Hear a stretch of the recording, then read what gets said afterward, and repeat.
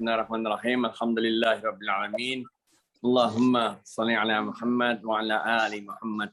Bab doang nih, 3 bab doang. Bentar doang, 3 bab. Pakai bentar doang, 3 bab. Bab 1. Rezeki yang diberikan Allah kepada manusia udah ditaker, enggak bakal ketuker. Ini bab 1 nih, oke? Rezeki yang diberikan Allah kepada manusia itu udah ditaker, enggak bakal ketuker. Ini. Nah, rezeki yang diberikan Allah kepada manusia yang udah ketaker, enggak bakal ketuker itu diberikan Allah untuk dalam bentuk 2 jenis. 2 kelompok jenis besar, oke? Yang pertama adalah rezeki yang diberikan Allah untuk manusia yang bentuknya rezeki untuk jasad kita, untuk nyawa kita. Oke. Ini biasanya kita sebut juga sebagai rezeki duniawiyah. Jadi waktu kita dulu masih di dalam rahim ibu kita, waktu umur 42 hari di dalam rahim ibu kita, itu kita ditiupkan nyawa, diberikan nyawa oleh Allah. Sehingga pada umur 42 hari itu, janin yang di dalam perut ibu itu menjadi makhluk hidup. Oke. Tapi belum punya ruh. Dia baru jadi makhluk hidup. Kayak hewan, kayak tumbuh-tumbuhan, dia makhluk hidup. Oke. Unsur yang makhluk itu hidup itu ada 2, yaitu ada jasad, si janin itu, dan ada nyawa. Oke. Baru nanti di umur 4 bulan, janin dalam rahim ibu itu ditiupkan ruh. Nah, barulah kemudian 3 unsur ini, unsur jasad dan nyawa, oke, yang masuk di umur 42 hari tadi, kemudian ditambah dengan unsur ruh yang masuk di umur 4 bulan tadi, kita jadi manusia. Sehingga rezeki yang diberikan pada kita itu juga ada rezeki yang diberikan untuk jasad dan nyawa yang kita biasa sebut sebagai rezeki duniawiyah, dan ada rezeki yang diberikan untuk roh kita. Nah, ini rezeki duniawiyah sebagaimana rezeki yang diberikan Allah kepada semua hewan melata. Dalam Al-Quran Allah mengatakan, aku jamin rezeki semua hewan yang melata di muka bumi ini sampai ke tempat persembunyian dan penyimpanannya. Tuh. Jadi biar kata semut di mana semua dijamin rezekinya oleh Allah. Nah, ini yang kita sebut sebagai rezeki duniawiyah. Misalnya rezeki kita untuk makan, rezeki kita untuk memenuhi kebutuhan jasad dan nyawa kita.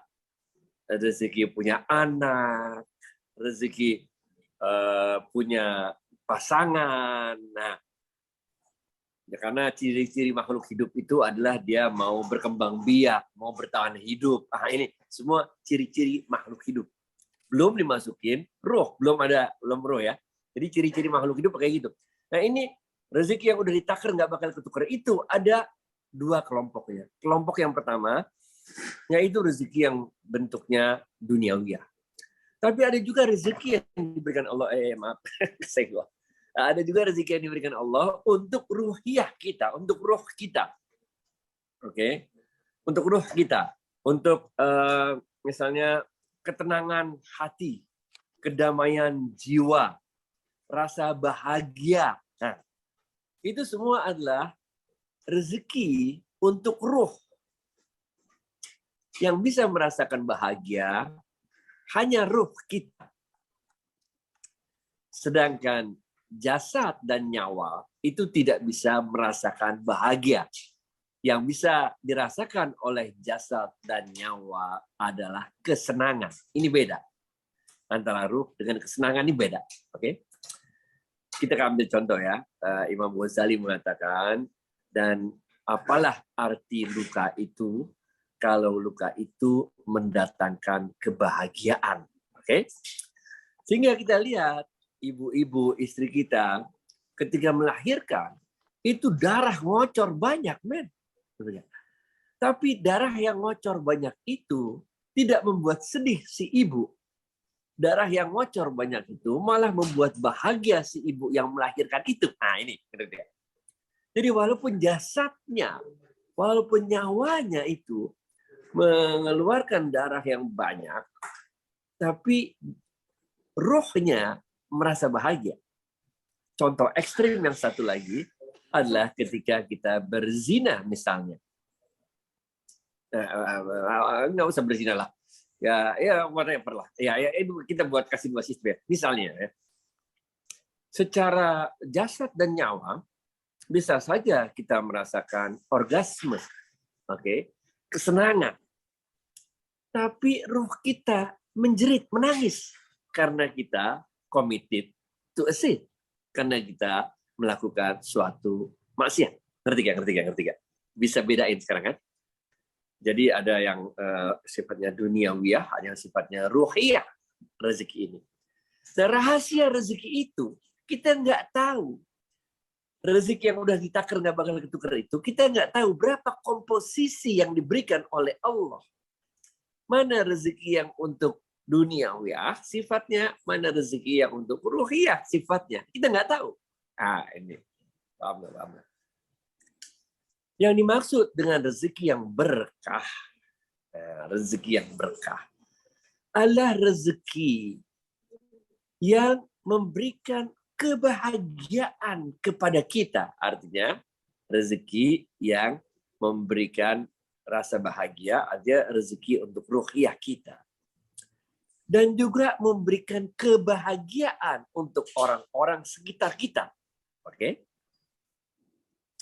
Rezeki yang berkah juga berarti, nomor 3 ya, nomor 1 rezeki yang berkah berarti memberikan kebahagiaan kepada kita. Nomor 2 berarti memberikan kebahagiaan pada orang-orang sekitar kita. Nomor 3, rezeki yang berkah juga berarti memberi manfaat untuk kita. Oke. Sehingga dapat ini yang urusan jasad sama nyawa tidak dapat. Dan membawa manfaat bagi orang-orang sekitar kita. Nah, ngerti gak? Oke. Jadi rezeki yang berkah itu adalah rezeki yang membawa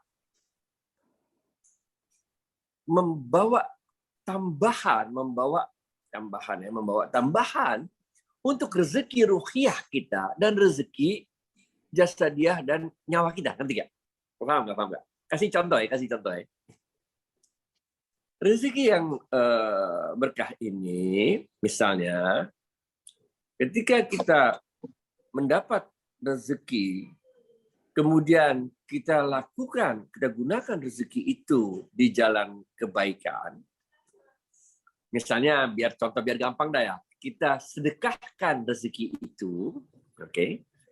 Maka waktu kita menyedekahkan rezeki itu, waktu kita keluarkan sedekah itu, ruh kita merasa bahagia. Kenapa ruh kita merasa bahagia kalau kita sedekah? Karena pada saat kita sedekah, kita lagi menjadi pralonnya Allah. Kita lagi menjadi wakilnya Allah dalam memberikan rezeki ini, harta ini kepada orang lain. Ngerti gak? Yang ngasih rezeki adalah Allah. Oke? Semua rezeki dari Allah.